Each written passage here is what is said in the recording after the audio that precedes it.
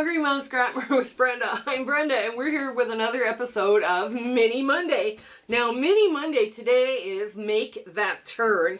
And yes, I've cut my half square triangle here in the middle with my easy angle ruler, but I've given you the cutting instructions in our show notes below to do it the traditional way. And it's a fun, quick little block, great scrap buster. And it's kind of a modern, fun aesthetic. So, you know, you got to do some fun, modern stuff every once in a while. But first, let's do our shout out. Michael the Quilter, or Michael the Quilter guy. Okay, Michael the Quilter. Can't read my handwriting. And Melody Joy Quilts are both on my radar this week. And you guys, their YouTube channel is in our show notes below. They are having so much fun doing their YouTube videos, and they're just, you know, creative souls. Give them some, go in there and give them some words of encouragement. I'm sure they would appreciate it so much from you. And, you know, and if you are new to their channel, and you like what you see, hit their subscribe button and tell them that we sent you over there. Also, if you want to help us out, making comments, thumbs up, share, like, subscribe, hit the bell so you don't miss content, because we're just having a lot of fun here Monday, Wednesdays, and Fridays. And Hype is a new thing, and Hype also drives our analytics. Hype is on your cell phone, but it helps drive our analytics so we get introduced to more quilters or people that are looking for more quilting videos. Also, we have a Facebook group, and it's warm and welcoming. There's all sorts of fun community chats and fabric exchanges by country to keep postal costs down. We have a virtual sewing room hosted by Discord, and the admins say, please agree to the rules and please answer the questions. It's so important. That way they can let you in much quicker than if they have to, you know, banter back and forth with you on Messenger. And sometimes their messages aren't replied to, right? They're trying to keep that group as safe from scammers as possible, right? So it's all sorts of fun for quilters. Also, I speak for free to quilting guilds and quilting groups. And if your guild or group is looking for a free speaker, I'd be happy to do a speaking engagement for you. That's my way of giving back to the quilting community. Plus, I get to meet a whole bunch of really cool quilters. I mean, there's so much talent in those guilds and groups. It is amazing. It just amazes me.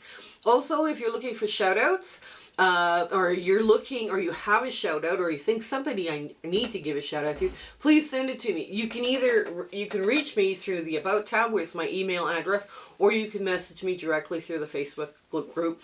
And if you're sending me a shout out, don't tell them you're sending their name forward for a shout out. That's our way of sneaking around doing something nice for people. That's kind of a fun thing that I like to do, right? Also, I got involved with 2 different collaborations this spring, summer, and fall. The first one was Quilters Challenge Circle, and that one is with Kelly from Kelly's Quilts Plus, Kelly from Silly Moon Sewing, Future Cat from New Zealand, Sam Alberts, Deb from Sewing with Debbie, and Michelle from Bits and Pieces. Now, some of these ladies I've worked with before, and some of these people I've worked with before, and wow, I've had so much fun on this one. We invited a few more people in on our little group, and we are just having a blast. And it's all based on a theme. So we're challenging each other, but we're also challenging our viewers. So we've seen some amazing stuff coming out of those themes. What does this theme mean to you? The other one is Back to Basics. Now that's being hosted, handled by, or ran by Handmade with Ying by Donna. Now Donna's assembled a team of YouTubers, and you want to subscribe to all those people as well, because you don't want to miss content there. They're giving back to basic lessons for beginners, but it's also good if you've picked up some bad habits, or you might have picked up some bad habits, and you want to get yourself back on track. Those are perfect lessons for you guys to watch. I mean, I'm watching all of them, and I'm like, yeah, you know, wow, I'm not doing that anymore. Oh, wow, I should. You know, those kinds of things. So I'm even learning stuff from there as well. Also, our Zoom Sew Dates are the first Saturday of every month, from 9 a.m. to 5 p.m. Mountain Standard Time, because I'm in Alberta, Canada. Now, So yeah, out of Vegas is having their annual charity drive for homeless people in Alaska, and I put their YouTube channel and their .com for more information.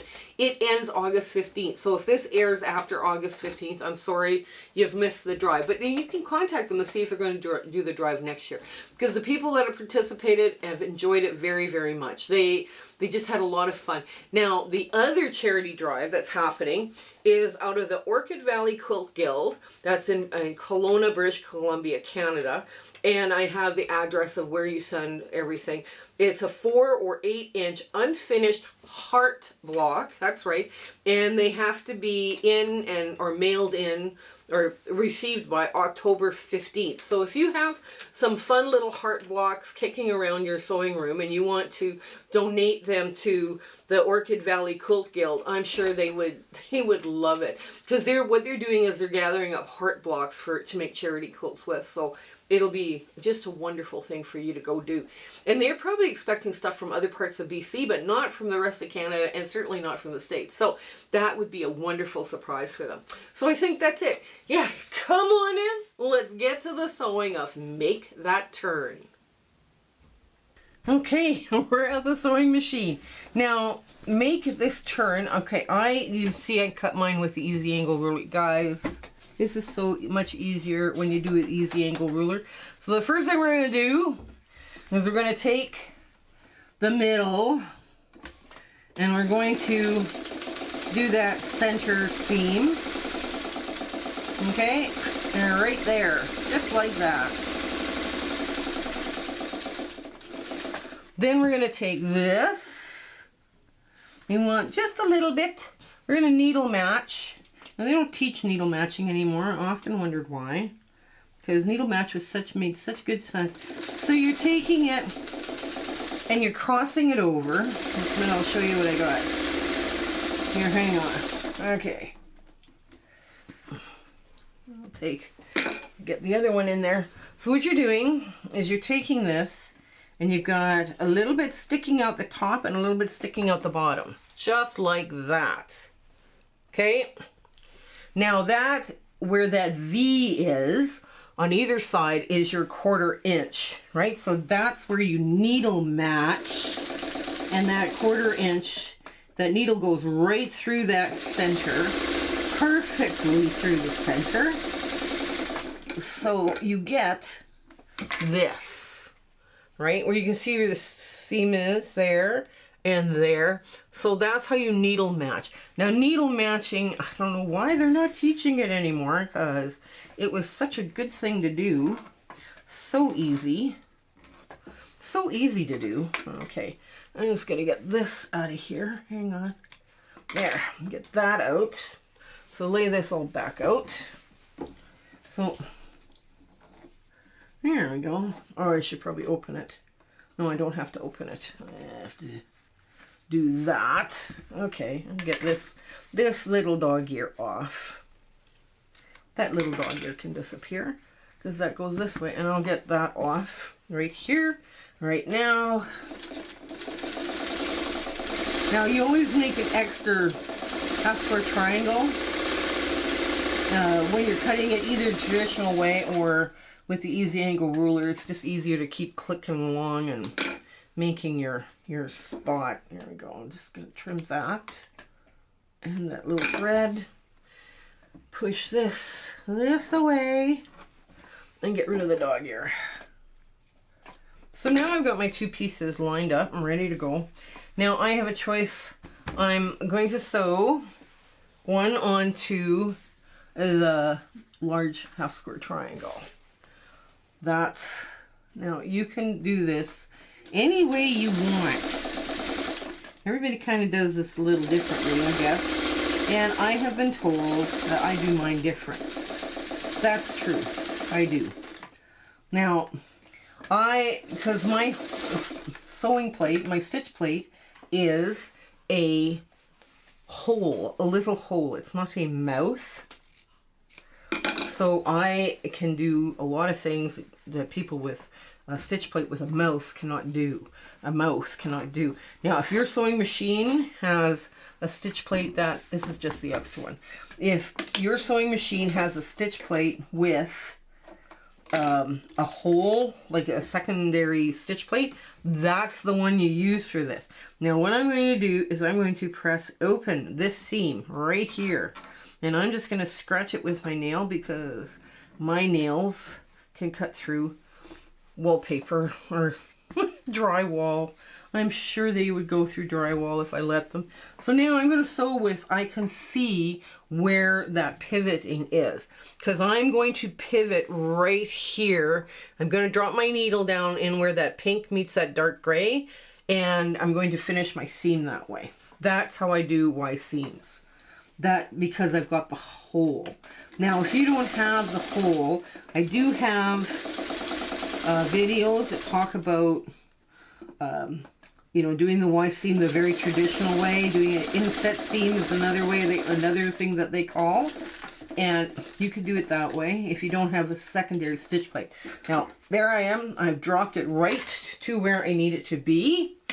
And I'm going to lift up my pressure foot with the needle down. And now I start manipulating, but not pulling, because this side is all, these points here are bias. I do not wish the bias to get gnarly. So there we go.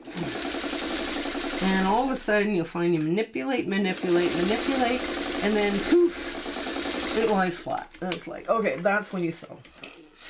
It's like, yeah, poof, that lies flat. Let's get that dog ear off before we even open it up.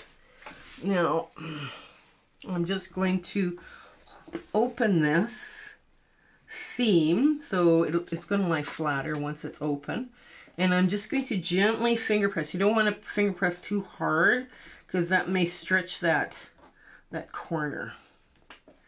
Okay, and there we go. You want to open this seam as well. There we go. So now we've got this all finger pressed open.